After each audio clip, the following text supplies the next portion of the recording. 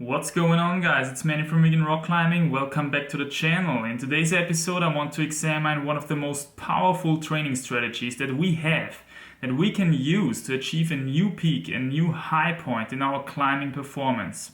Let's talk about periodization.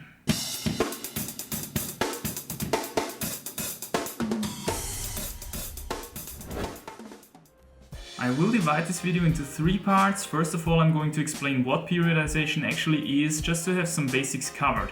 The second chapter is going to be about why periodization is so useful when it comes to improving climbing performance, essentially the reasons why it is so popular, especially amongst high-level athletes. And thirdly, I want to give you a quick introduction, a quick overview on what a typical standard periodization training regime looks like. That's a lot of stuff to cover. Let's get started. Okay, so what is it? Periodization occurs when the athlete shifts the focus of his training onto one certain aspect of the sport, which is making up only one factor of his overall performance for a certain period of time. When that period is over, this factor gets neglected and another aspect is emphasized during training. Continuing this way, the athlete works on one factor after another until all the trainable aspects of his sport are covered. If we suppose that our hypothetical trainee did a great job in being consistent and fulfilling his training schedule, this behavior should lead to a significant performance peak at the end of his program. What follows is a short period of time during which this performance gets consumed in events like competitions or trips where you want to be as strong as you can be. After that, a new periodization regime starts. This is periodization, just the opposite approach to the I train everything at the same time method. As you can imagine, periodization is used in many different sports. Examples would be swimming, road cycling, many other Olympic disciplines, and of course bodybuilding, although I wouldn't consider bodybuilding a real sport. Anyway, in principle you can say that the more complex a certain sport is in terms of number of different trainable performance components, the more likely it is that a periodized training program will yield better results than the I train everything at the same time method, especially at a higher level. And this is actually the perfect transition into the next chapter of this video. Why is periodization so useful when it comes to sport climbing? Well, climbing is exactly that, a very complex sport. As I already mentioned in this video, climbing performance depends on a lot of different trainable physical properties of the athlete, and it doesn't stop there. Apart from those, we've also got a huge and extremely important set of mental factors which can be trained as well. And then we've also got non-trainables like body shape or conditions which influence climbing performance as well, but that's another story. Now let's say you're a beginner, you're doing your thing, some boulder sessions here and there, and you're making crazy gains just by doing some climbing. At the beginner stage, training is so awesome because the gains come so quickly. At some point though, you'll notice that your progress slows down a bit and eventually you're running into your first plateau.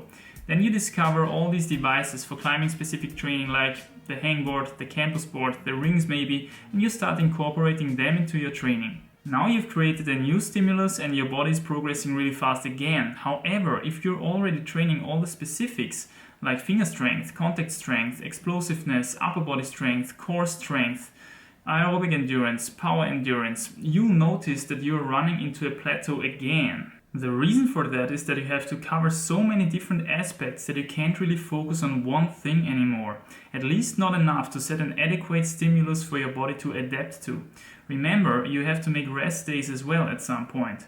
And this is where periodization comes into play. Maybe you start with just splitting up max strength and endurance, a very simple kind of periodization. As you can imagine, at some point you will even run into a plateau with this method. As you're progressing, as you're getting stronger, your already very well adapted body will force you to create even more and more complex training regimes to which it can respond by making gains. Now, of course, at which point someone needs a periodized training program to progress further varies from individual to individual. Some may push themselves up to 9A without having ever periodized, and some may need a very complex periodization to get to 8A. The response to a certain training stimulus depends on age, talent, and of course other stress factors in the athlete's life. However, in general we can say that because of the previously mentioned reasons, periodization is especially popular amongst higher level athletes who already spend some time with the sport. So now that we know what it is and why it's so useful in climbing, let's talk about what it actually looks like. In the next chapter, I will try to explain a very basic, standard way of periodization and the thoughts behind this. If you're already an advanced athlete, then you may have noticed that there are trainable properties which are gained and lost quite easily. On the other hand, we've got some that are difficult to gain but easier to maintain, meaning that they are lost slowly. This is especially true when it comes to the two big players of route climbing, which are endurance and max strength. Max strength is usually very hard to get, it develops slowly. And endurance comes quite easy, comes quite fast if you set the right stimulus. Taking that into consideration, it makes sense when training for max strength takes place at an earlier stage of the training regime, further away from the planned performance peak, while training for endurance should take place at a later stage of the training program, closer to the planned performance peak. Max strength comes slowly, so it's also reasonable to train this aspect a little bit longer than endurance. As I mentioned previously, this can already be used as a very simple, basic periodization strategy. For the next level, we need to take some more things into account. First of all, the strength phase can be further subdivided into two segments, the first of which I call building up. And during this phase, the focus lies on gaining new muscle, building up those new muscle fibers, which we need in the first place for more powerful contractions. The second segment I would call strengthen up. And here the focus lies on increasing the intramuscular coordination of the newly attained muscle fibers. If you don't know what that is, please Google it, otherwise this video gets too long. Then there's one more segment which is placed at the beginning of our training program. I call it foundation. The major goal of this phase is to prepare the body for the upcoming training load in order to make sure it doesn't collapse under the input. So this is kind of an injury prevention strategy here. This is also the period where the greatest number of moves will be performed in a very aerobic endurance-like style, so this is also covered here. Having this done, the actual endurance period can focus primarily on the other, in my opinion, more important endurance component, namely power endurance. And then there's one more little trick a lot of athletes use in order to make their periodization even more effective that I want to share here with you. Start your training regime with a rest. This has a few awesome effects on your body. First of all, it's a good way to build up that motivation, that hunger for training again. You know, a lot of people who get stuck in a plateau, trying the same things over and over again, first need to kind of reset their body to get ready for focused, target-oriented training. And apart from that, it's also a good opportunity to heal up the tiny injuries that may have accumulated here and there, so that the athlete can enter the periodization as injury-free as possible. And finally, it's just another stimulus that confuses the body, and that's what we ultimately aim at. We want to keep our body in that constant state of re-adaptation in order to create that performance peak.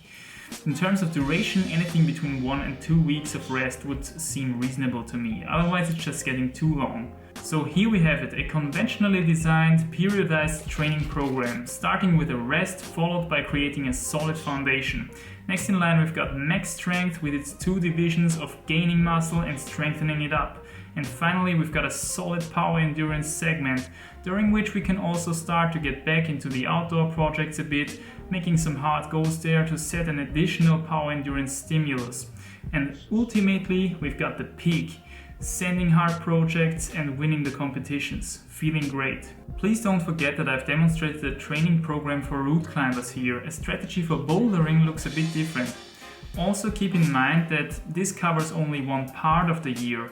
Some periodization training programs cover up to 1 year of time, the so-called macro cycle, further subdivided into mesocycles and microcycles. So as you can see, it's a science. One more thing, then I'll let you go.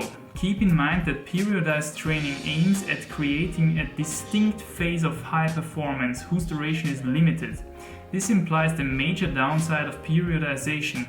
Most of the time you will feel weak. The training load is high and very focused. There won't be much space and power for promising project goals. You have to keep training until the performance phase arrives, so don't be disappointed if you're not sending hard during the first few weeks.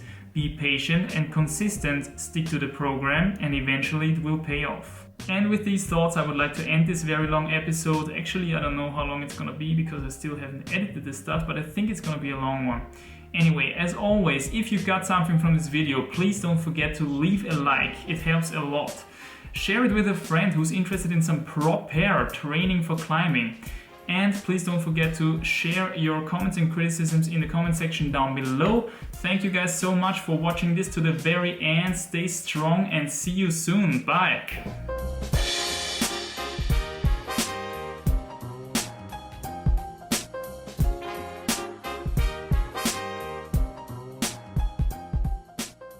In terms of duration, I would say anything between 2 and 1 weeks.